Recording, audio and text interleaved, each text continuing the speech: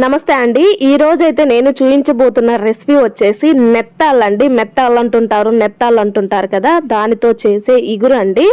So ఇది చాలా మంచిది కదా హెల్త్ కి, అలాగే టేస్ట్ కూడా చాలా బాగుంటుందండి. అయితే ఓవరాల్ గా సండే అయితే మా వారు ఇది తీసుకొచ్చేసారండి నెత్తాలని. సో మీకు చూపించేద్దాము అనే కాన్సెప్ట్ తో వీటికి కావాల్సినన్ని రెడీ చేసుకొని కర్రీని అయితే స్టార్ట్ చేయడం మొదలు పెట్టానండి. అయితే సండే కదా, ఆఫీసులకి వెళ్ళే ఎవరైనా సరే ఇంటికాడ ఉండాల్సిందే మగవాళ్ళు.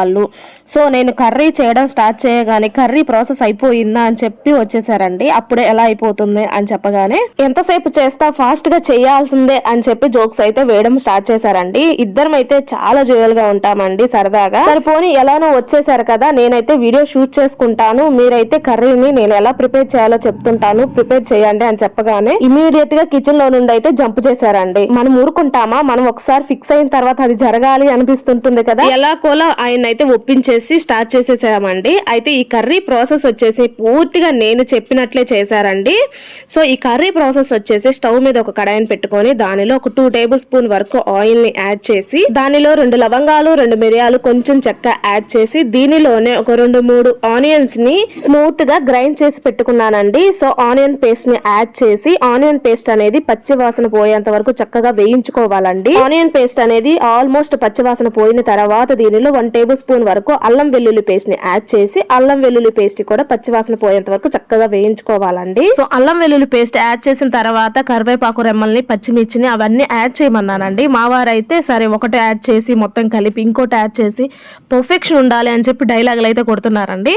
ఓవరాల్ గా లేత కరివేపాకు రెమ్మల్ని, అదే విధంగా కొన్ని పచ్చిమిర్చిని, అదే విధంగా రుచికి తగ్గట్లుగా ఉప్పు, 1 టేబుల్ స్పూన్ వరకు ధనియాల పొడిని, రుచికి తగ్గట్లుగా కారం, అదే విధంగా 1/2 టేబుల్ స్పూన్ వరకు పసుపు, 1/2 టేబుల్ స్పూన్ వరకు జీలకర్ర పొడిని యాడ్ చేసి ఇది మొత్తం కలిసేలా కలుపుకొని ఈ ఆనియన్ పేస్ట్ లో ఈ మసాలాలు అనేవి ఒక 2-3 మినిట్స్ పాటు వేయించుకోవాలండి, ఆయిల్ సపరేట్ అయ్యేంత వరకు. అప్పుడే ఈ కర్రీ టేస్ట్ చాలా బాగుంటుందండి. సో ఇవంతా పచ్చివాసన పోయిన తర్వాత ఇప్పుడు దీనిలో మనం ముందుగా గ్రైండ్ చేసి పెట్టుకున్న టమాటా పేస్ట్ ని యాడ్ చేసుకోవాలండి. టమాటా పేస్ట్ అనేది మీరు తీసుకునే నెత్తాల క్వాంటిటీని బట్టి యాడ్ చేసుకోండి. మరి ఎక్కువ యాడ్ చేసుకుంటే పుల్లగా ఏదో తీయగా ఉన్నట్లు ఉంటుందండి. సో దానికి తగ్గట్లుగా మాత్రమే టమాటా పేస్ట్ ని యాడ్ చేసి, టమాటా పేస్ట్ కూడా పచ్చివాసన పోయి ఆయిల్ సపరేట్ అయ్యేంత వరకు చక్కగా వేయించుకోవాలండి. అయితే మీరే చెప్పండి, ఎప్పుడైనా సరే మగవారి విజయం వెనక ఆడవారు ఉన్నట్లే ఆడవారి విజయం వెనక మగవారు ఉండటం కూడా చాలా ఇంపార్టెంట్ కదా. ప్రజెంట్ జరుగుతున్న సిచ్యువేషన్స్ లో కానీ, ప్రజెంట్ జనరేషన్స్ లో కానీ జెంట్స్ చాలా బాగా సపోర్ట్ చేస్తున్నారండి లేడీస్ కి.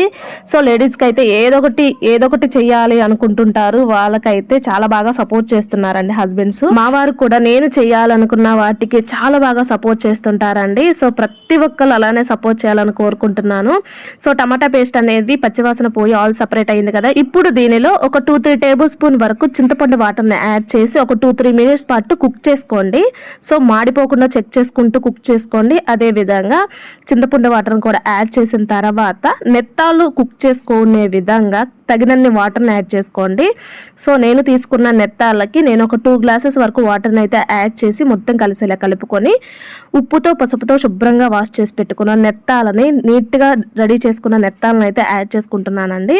సో ఈ విధంగా యాడ్ చేసి ఇలియానా నడుము రౌండ్గా ఊపినట్లు కడాయిని పట్టుకొని ఊపండి. ఎక్కువ గరిటె పెట్టి తిప్పకూడదండి, నెత్తాలు అనేవి చాలా చిన్నవిగా సాఫ్ట్గా ఉంటాయి కాబట్టి. సో ఈ విధంగా గరిటెతో స్లోగా ఇలా తిప్పాలి.